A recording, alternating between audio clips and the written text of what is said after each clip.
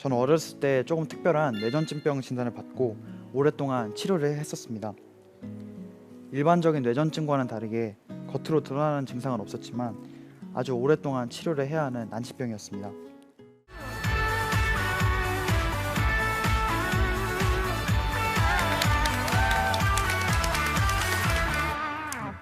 안녕하세요. 저는 러브리치 크리스천 스쿨 10학년에 재학 중인 이수민입니다. 저의 이야기에 앞서 저희 학교를 잠깐 소개하고 싶은데요. 저희 학교는 성남 남한산성 자락에 있는 기독교 대안학교입니다. 성남 지역을 복음으로 섬기고 있는 금광교회 내에 세워져 있습니다. 저희 러브리치 크리스천 스쿨만이 가지고 있는 몇 가지 특별한 것들이 있습니다. 먼저는 학년 간의 구분이 없이 수업과 활동을 같이 한다는 것입니다. 선배들, 후배들과 폭넓게 교제할 수 있어서 참 좋습니다. 선배들은 후배들을 돌봐주면서 선배로서의 인격과 자세를 세워가고 후배들은 선배들을 보면서 자라납니다. 또 저희 학교는 셀프 스터디를 중요한 방법으로 하는데요. 혼자 공부하면 더 깊게 집중할 수 있고 저에게 딱 맞는 공부 방법으로 공부할 수 있습니다. 혼자 공부하다 보면 모르는 것들이 생기곤 하는데 그때마다 제 주변에 계시는 선생님들이 저에게 딱 맞는 도움을 주십니다. 저희 학교는 미국 교재를 사용하는데요. 그로 인해서 자연스럽게 영어와 친하게 지내게 됩니다. 때론 어렵게 느껴질 때도 있지만 영어 실력에 도움이 되고 세상에 대한 시야를 넓힐 수 있습니다. 어려운 것이 꼭 나쁜 것만은 아닌 것 같네요. 세상에 대한 시야를 넓게 해주는 학교에 몇 가지 프로그램들이 있습니다. 국내외로 비전 트립 단기 선교 훈련을 다니기도 하고 외국의 학교와 교환학생을 가기도 합니다. 당연히 신학훈련도 포함되어 있고요. 제가 오늘 여러분들과 함께 나누고 싶은 이야기는 러브리치 크리스천 스쿨의 이런 특별 프로그램에서 경험했던 것들에 대한 것입니다. 첫 번째 경험은 캄보디아 단기 선교 때의 이야기입니다.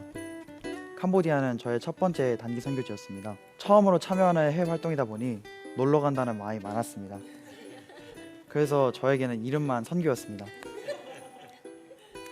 친구들과 계속 붙어 있으면서 놀 수 있는 것, 그리고 관광하는 날만 기대하면서 그곳에 갔었던 저는 봉사하고 선교 활동을 하는 동안 제대로 집중하지 못했습니다. 친구들과 노는 것에만 관심이 있어서 그랬는지 오히려 친구 사이에 문제가 생겼습니다.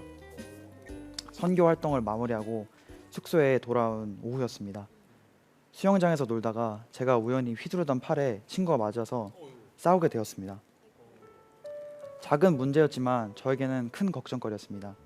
저는 친구 관계를 중요하게 생각했거든요. 며칠 동안은 선교 활동을 할 때도 봉사 활동을 할 때도 친구 관계만 걱정을 했습니다. 그리고 그 걱정은 하나님을 향한 불평이 되었습니다. 그렇게 불평이 커져갈 때쯤 저는 한 마을에 우물을 만들어주는 사역을 하러 갔습니다. 그 마을은 물도 쉽게 구할 수 있는 마을이 아니었던 거죠.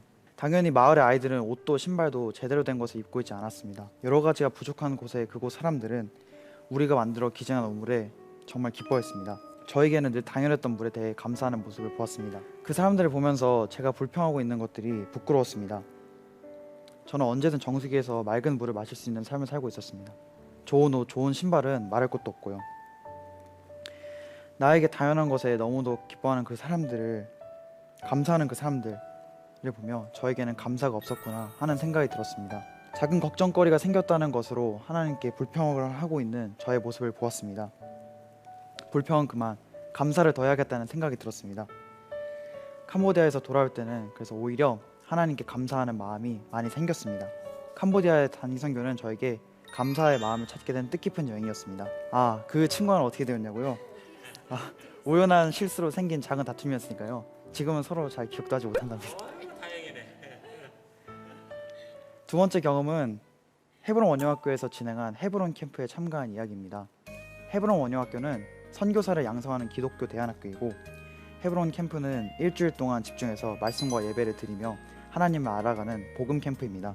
그 캠프에는 같은 나이의 동급생 친구들이 단체로 참여했는데요.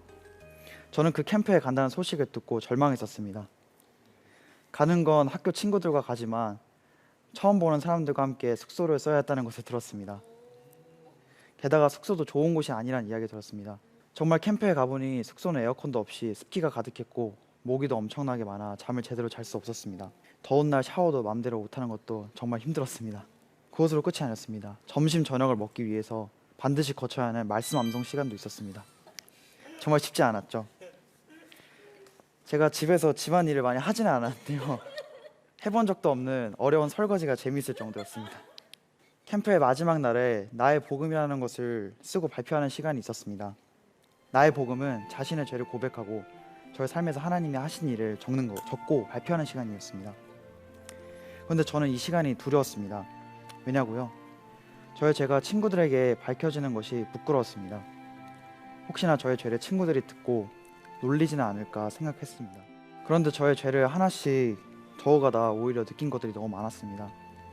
먼저는 제가 정말 큰 죄인이라는 것을 알게 되었습니다. 또 한 가지 느낀 것은 하나님의 사랑이었습니다. 제가 이렇게 지은 죄가 많은데도, 이렇게 큰 죄인인데도 하나님께서 저를 사랑해 주신다는 것을 알게 되었습니다.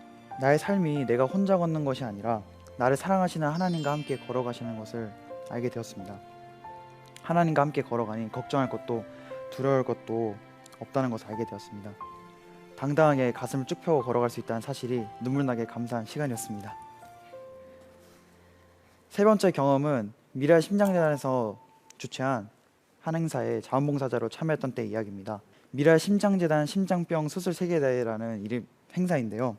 이름이 길죠. 미라의 심장재단을 통해서 심장병 수술을 받은 22개국의 아이들을 우리나라로 초청해서 아이들에게 희망과 비전을 심어주는 행사였습니다. 그 아이들에게 후원해주고 기도해준 분들에게는 건강해진 아이들을 만나게 해주는 행사였습니다.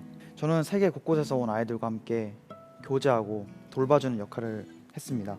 말과 살아온 환경은 다르지만 여러 나라의 친구들, 동생들 등과 이야기하고 우리나라를 소개해주고 사귈 수 있어서 참 좋았습니다. 물론 어른분들도 여행에 함께 했고요. 그분들과 함께 여행을 하면서 과거에 심장병을 앓았던 분들이었다는 것을 자연스럽게 잊어버리게 되었습니다. 수술 이후에 너무도 건강한 모습을 보이셨기 때문이었습니다. 그분들과 함께 있으면서 저의 어릴 때의 모습도 떠올랐습니다. 저는 어렸을 때 조금 특별한 뇌전증병 진단을 받고 오랫동안 치료를 했었습니다.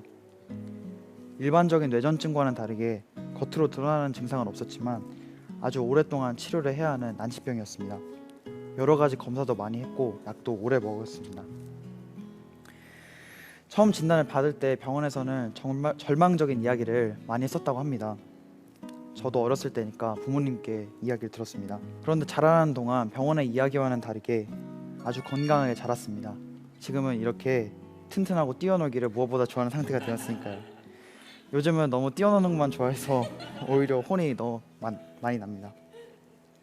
그리고 지금은 오랫동안 먹었던 약도 먹지 않고 있답니다. 감사한 일입니다.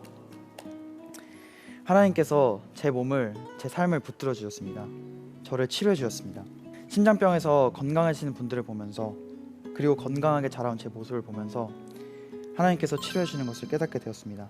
하나님께서 이분들의 삶에, 그리고 나의 삶에 일하시는구나 감탄할 수밖에 없었습니다. 하나님은 왜 저의 삶 속에 일하실까요? 왜 저를 치료하시고 제 삶을 붙드실까요?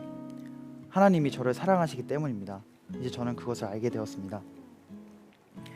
러브리치 크리스천 스쿨의 이런 특별한 행사들은 세상을 향한 시선만을 넓혀준 것이 아니었습니다.